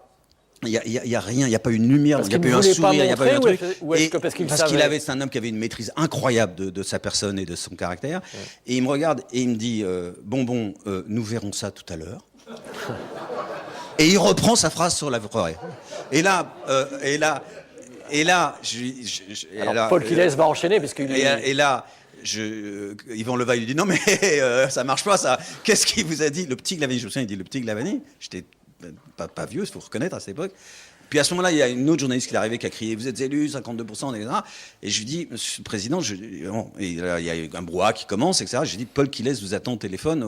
Et voilà. Et là, il monte et il va parler à Paul Quilès. Donc c'était un moment inouï, quoi. Alors, Paul Quilès, vous l'avez au téléphone. Est-ce que vous lui dites monsieur le président? Non, pas encore. On n'était pas dans ces convenances, on était tellement émus. Alors, quand Jérôme Jaffray m'a appelé en me disant... Il était quelle heure quand Jérôme Il était 25, 18h25. D'accord. Et moi, en bon technicien, je lui dis, mais est-ce que tu es sûr de ton coup? Parce que jusqu'à 20h, Paris, les dom-toms, il me dit, t'inquiète pas, les modèles sont faits de telle façon, il n'y a pas de problème, il est élu, tu peux appeler Mitterrand. Et il a eu la gentillesse de dire, compte tenu des échanges qu'on avait eus à une époque, de dire bravo. Et alors donc j'ai appelé, c'est là que ce que vient d'expliquer Jean Glavany, François Mitterrand, j'ai attendu effectivement un petit moment avant de la voir, et je lui ai dit, ben voilà, je vous félicite, vous êtes président de la République. Oh, ne nous énervons pas, on verra, etc. Puis je lui ai dit, c'est bon, passez-moi Jospin. Jospin est à côté, ils ont dû échanger quelques mots, parce que Jospin a pris la parole à 20h05 devant toutes les télévisions pour faire un petit discours, il a dû lui donner 2-3 indications. Jospin raccroché, et c'est là que c'est extraordinaire. Et ce souvenir m'est revenu, on était 6 ou 7 dans mon bureau, Jospin, Tali, Fabius, etc. Et de voir Béatrice, bien sûr, de voir la réaction des gens. C'est-à-dire, on se connaissait tous, on était des amis, des camarades de combat en quelque sorte. Il y en a qui étaient blêmes, blancs. Il y en a qui étaient rouges, hilares. Il y en a qui pleuraient. Il y en a un qui pleurait. Et je leur ai dit immédiatement, silence jusqu'à 20h, s'il vous plaît. Évidemment, silence. Et tout le monde est sorti, les uns souriants, les autres tristes, si bien que ma secrétaire m'a dit ensuite, on a perdu. J'ai vu un tel, la tête qui faisait. Et en réalité, l'un d'entre eux, on peut le dénoncer parce que ça a été dit, c'est Fabius qui a lâché vers 19h. On a gagné. Alors dans la rue de Solferino, ça a été une grande excitation. Et à partir de ce moment-là, moi, je me suis senti habilité d'appeler le préfet de police, Pierre Sommeil, pour lui dire maintenant, je vais vous passer Béatrice Marr, on organise une fête à la Bastille. Et ce qui est incroyable, c'est que le préfet de police lui annonçait qu'il y avait 2 immenses camions semi-remorques qui allaient venir d'Alfortville, place de la Bastille, à 20h pour faire une grande fête. On avait basculé. Il était aux ordres du nouveau pouvoir. Il m'a dit très bien, monsieur le député. Jean Glafani, est-ce qu'il y a un moment, effectivement, dans ce début de soirée, vous avez le sentiment que là, la personne à qui vous parlez, il est devenu président de la République et est-ce que ça change la donne, mais tout simplement dans l'organisation, le retour de Château-Chinon en voiture, on en a beaucoup parlé, mais est-ce que vous pouvez nous faire vivre un peu ces heures-là? Lui ne change pas, donc nos rapports avec lui ne changent pas, parce que lui ne change pas. Il était déjà président, si j'ose dire, avant, il était déjà incarné la fonction, et il était déjà présidentiel dans son comportement, Mitterrand, et ça ne change pas, donc notre relation avec lui ne change pas, mais après, la suite de la soirée est assez drôle, parce qu'il nous interpelle 2 ou 3 d'entre nous, Louis Mermaz qui était là, Yvan Levaille qui était toujours là où il fallait, qui faisait bien son boulot de journaliste, et moi il me dit bon venez dans la chambre, là on monte dans la chambre, et il me dit ben voilà, maintenant il faut que préparez-moi la déclaration que je vais faire tout à l'heure.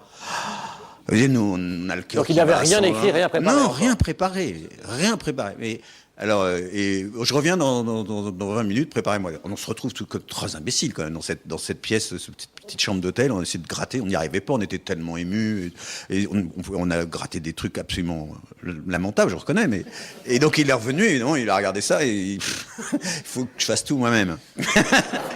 Donc on l'aide, on fait cette déclaration, et puis ça tarde, parce qu'évidemment, elle retourne à la mairie de Château-Chinon, c'est un brouhaha et une cohue épouvantable, et épouvantable. Et il faut vraiment pousser les gens, les caméras de télévision, pour que Mitterrand puisse avoir accès à un micro, et puis sa déclaration. Il revient à l'hôtel du Vieux-Morvan, là il monte sur le toit, il y a une espèce de terrasse, il y a une photo formidable avec Daniel, et tout ça, et puis il mange un petit bout, puis il est 22h, quoi. Puis on dit, il faut rentrer, quoi. Il dit, il faut qu'on rentre. Là, il y a plus que 2 ou 3 voitures qu'à l'aller. Hein. Il y a un cortège, ça part à fond la caisse. Et on rentre. Et ce qui a, moi, j'ai ce souvenir-là qui est idiot, mais qui est comme ça. Moi, je voyageais depuis plusieurs années avec Mitterrand, là, comme délégué général du premier secrétaire du Parti socialiste, de fête de la Rose en fête de la Rose, avec des voitures de militants, avec des avions de ligne et des trains en retard, et voilà. Et on s'est retrouvés perdus avec Mitterrand plus d'une fois en pleine nature, en ne sachant pas comment. Bon. Et là, on se retrouve, il y a une voiture de gendarmerie qui nous attendait au péage d'Avallon, et à Fleury-en-Bière, là, les motards. Alors là, je dis, là, il y a quelque chose qui a changé, on n'avait jamais eu ça. Une escorte motocycliste, tout gyrophare allumé. J'ai dit, ça, je crois qu'il est devenu président de la République. Il y a quelque chose qui a changé vraiment dans notre vie. Voilà, cette soirée, on est arrivé 1h du matin au siège du Parti Socialiste, une Solferino, une cohue invraisemblable, une foule innombrable, etc. Après l'orage. Ouais. Et donc, l'atmosphère était plus fraîche. On arrive à faire monter François Mitterrand dans son bureau, ce qui était son bureau et qui était devenu un salle d'attente du bureau de Lionel Jospin, dans des canapés en cuir noir là, qui étaient là. Et là, on est une trentaine à peine, dont l'équipe de campagne, puis ceux qui arrivaient de Château-Chinon. Il s'assoit et je crois que sa première phrase, c'est quelle affaire. Et voilà, ou quelle histoire. Et voilà, et puis il n'est pas resté très longtemps. Il a dit, il n'est pas resté très longtemps, il a dit à tous ceux qui étaient là, je vais aller me reposer. Demain, nous verrons ça. Je vous contacterai. Ne vous inquiétez pas, je prendrai contact avec vous très vite. Et la soirée, il a disparu. Et puis, Pierre Mauroy, je profite de votre présence. Vous, en fin d'après-midi, est-ce que vous avez un contact avec François Mitterrand et à quelle heure vous savez que votre candidat est devenu président? Je suis en service commandé. Oui. J'ai quitté ma ville où j'ai fait tous les bureaux de ma ville. Et puis je suis rentré à Paris, et à Paris, je dois faire toutes les radios, toutes les télévisions, etc. Et je suis à cet ouvrage. Donc vous n'avez pas de contact direct avec lui, en fait? Non, je sais que j'ai rendez-vous avec lui à minuit, à Solferino. Et donc là, vous êtes content, parce que d'après ce que vous avez dit tout à l'heure, vous savez sans doute que vous allez probablement être nommé Premier ministre. Vous y pensez? Je suis depuis 6 mois. Oui, mais vous y pensez particulièrement ce soir-là, non? Non, je fais mon travail. Là, je présente dans la victoire devant les postes de télévision et de radio. Alors je suis dans la dernière station, RTL pour ne pas le citer, dans le grand amphi, là, il y a un balcon. Et alors au beau milieu de l'émission, j'arrive à la fin de l'émission, et tout d'un coup, Pierre, qui est-ce qui ose m'interpeller comme ça, en pleine émission, hein? J'ai quelque chose à te dire. Je regarde en haut du balcon. Avec le micro peut-être, monsieur le Premier Je ministre. regarde en haut du balcon, je vois Madeleine Néo-Lagrange, qui manifestement était en négligé. Elle avait mis un manteau au-dessus de son négligé de nuit, là. Et elle était là. J'ai quelque chose à te dire. Alors, elle descend et elle commence à me parler de 36. La victoire de Blum, etc. Et elle était intéressable. Alors, elle me dit, je suis venu en taxi, mais tu peux pas me reconduire, etc. Ben, je dis, si, mais moi j'ai rendez-vous à minuit, il était 11h15, je crois, avec François Mitterrand. Alors, elle me dit, non, mais j'ai encore quelque chose à te dire. Alors, j'arrive chez elle, quai Malaquais, là, 4 étages, on monte les étages, et elle n'arrête pas, Malraux, etc. Tout le monde y passe, Léo Lagrange, etc. Tout 36, quoi. Juin 36. Et alors, arrivé à la porte de son appartement, quelqu'un vient ouvrir. Alors, elle me dit, mais rentre, j'ai encore des choses à te dire. Écoute, Madeleine, je l'ai poussée dans son appartement. Et voilà comment j'ai poussé Madeleine Néo-Lagrange avec ses souvenirs de 36. Et je lui ai dit, non, il faut que je rejoigne le président de la République. Ah, très bien. Merci pour ce témoignage. Béatrice Marre, alors on en vient à cette fameuse soirée du 10 mai, fête de la Bastille. Vous aviez commencé à préparer cette fête à partir, donc Paul Quillet se le disait un petit peu tout à l'heure, vous pouvez nous raconter un peu tout ça? Oui, je vais faire un raccourci pour donner quand même à l'Assemblée et à ceux qui nous écouteront l'envie de parcourir le 10 mai. On a repris la Bastille. En fait, la décision a été prise le 24 ou le 25 avril, à la fin du meeting de Marseille dont parlait tout à l'heure Paul, ce qu'a raconté Paul. Et le feu vert définitif, opérationnel, je dirais, qui m'a permis de lancer les choses concrètement, ça a été seulement au cours du meeting, à la fin du meeting de Montpellier, donc le vendredi 1er mai, que Paul m'a dit, bah, ça y est, tu peux y aller, mais embargo jusqu'au 10 mai, 20h. Il fallait que personne soit au courant. Donc j'ai travaillé avec une équipe technique qui était restreinte, j'en profite pour le dire, sur les moyens de la campagne. On était une très petite équipe. Combien de personnes? On était 4 à l'organisation à Paris. Alors c'est vrai, comme le disait Paul tout à l'heure, on s'appuyait sur toutes les fédérations, bien sûr. Réseaux militants. Bien sûr, mais quand même, lorsqu'il fallait aller dans toutes les villes, pour tous les grands meetings, ceux que j'ai faits, en train, bien entendu, avec mes rouleaux de papier sous le bras, c'était quand même du travail. Et on n'avait pas de moyens très considérables. Donc, en revanche, on avait quand même une petite équipe qui existe toujours, une petite entreprise de communication qui s'appelle Communimage, qui était spécialisée dans le conseil en communication pour nos communes et pour nos fédérations, avec un garçon qui s'appelait Jean-Marie Bousbach. C'est avec lui et lui seul qu'on a préparé ça. Et on a fait appel à la seule entreprise à l'époque qui était capable de monter des événements de plein air rapidement, qui s'appelait Régicène. C'est elle qui faisait la fête de l'UMA, d'ailleurs, de la Courneuve. Et elle continue, je crois qu'elle a changé de nom maintenant. Et donc l'idée, c'était qu'il fallait que tout ce qui était nécessaire à une grande fête moderne quand même, avec sono, évidemment, lumière, etc., devait pouvoir être acheminé place de la Bastille et monté en moins d'1 heure. Voilà. Et cette entreprise, dont le siège était à Alfortville, rue de Charenton, je me souviens encore, donc on avait tout préparé là. Et lorsque Paul me passe le préfet de police, alors je reviens quand même aussi là-dessus, parce que c'est le même souvenir que ce que vient de dire Jean. Quand moi, Béatrice Marre, militante gauchiste de mai-68, à l'époque, n'ayant jamais fréquenté de près ou de loin le moindre policier, on me passe le préfet de police de Paris. C'était un des plus hauts personnages de la hiérarchie de l'État, en tout cas dans sa fonction régalienne. Et ce préfet de police, comme l'a dit Paul tout à l'heure, n'a pas été étonné de recevoir des ordres, parce que c'était des ordres. Même si on prenait quelques gants et quelques précautions, c'était quand même des ordres d'un monsieur qui était très jeune à l'époque et d'une fille qui l'était encore plus. Et quand je lui ai dit, monsieur le préfet, il faudrait que vous nous soyez assez gentil pour envoyer des motards, des motocyclistes pour convoyer parce que c'était un énorme convoi. Il y avait la Seine, mais il y avait aussi la grue pour monter les Dauphins. C'était un truc considérable. Et donc, il fallait des motards pour aider ce convoi à arriver jusqu'à la place de la Bastille. Sans sourciller, le préfet de police a accepté ça. Voilà. Et quand Lionel a annoncé en direct, grâce à Paul qui lui a passé un petit papier parce qu'il avait failli oublier, que finalement ce serait bien de se retrouver à la Bastille pour les Parisiens et plus largement qui souhaitaient fêter ça, on n'avait pas encore monté, le convoi arrivait tout juste.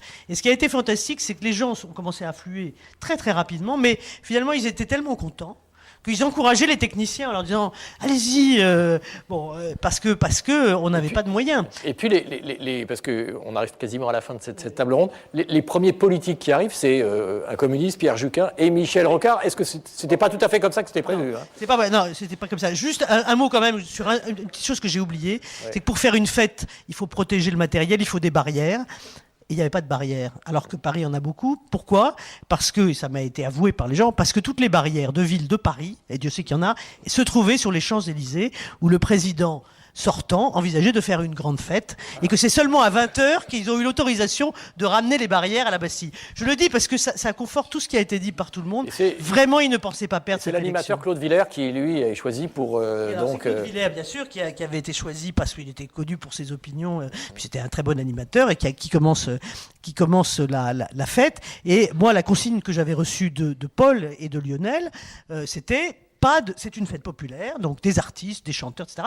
Pas de prise de parole politique, en tout cas pas. Jamais François Mitterrand n'a envisagé d'y aller lui-même. À l'époque, au début, il y a eu un doute qui a été laissé.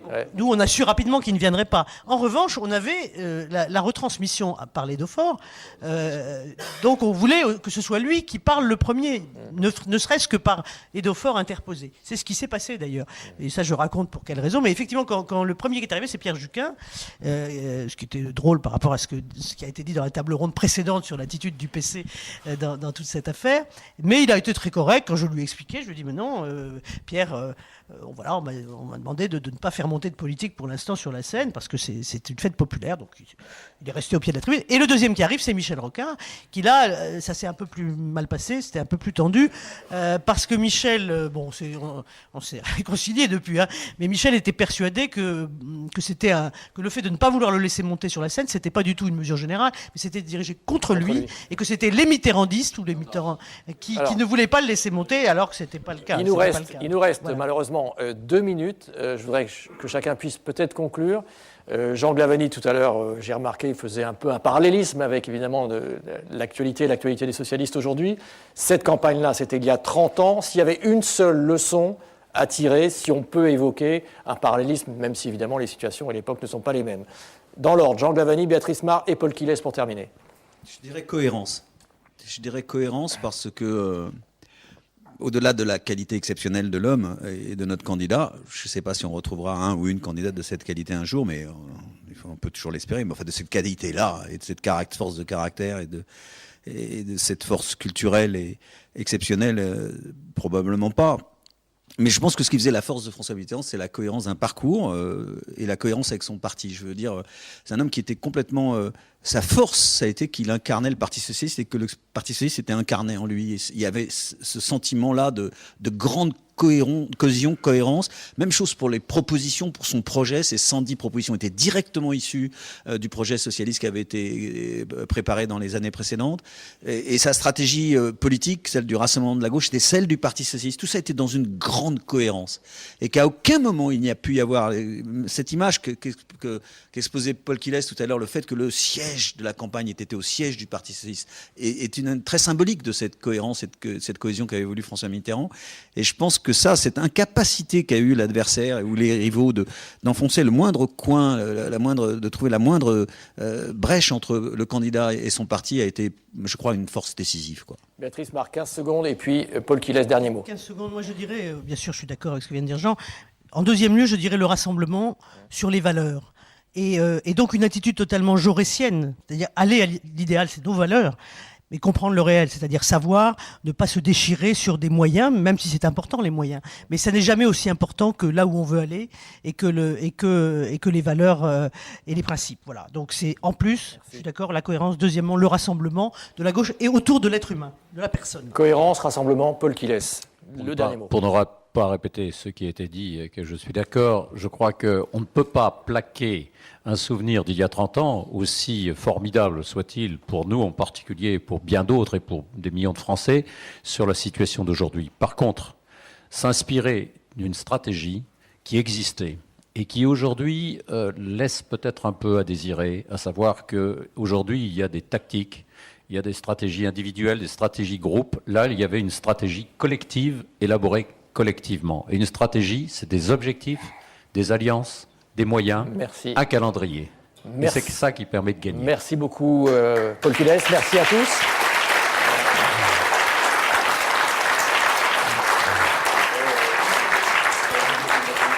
Merci à tous. Merci bien entendu pour tous vos témoignages. Merci à tous d'avoir suivi avec attention cette table ronde. Un merci particulier à vous, Monsieur le Premier ministre Pierre Mauroy. Et à très bientôt, toujours sur l'antenne de Public Sénat. Bonsoir à tous.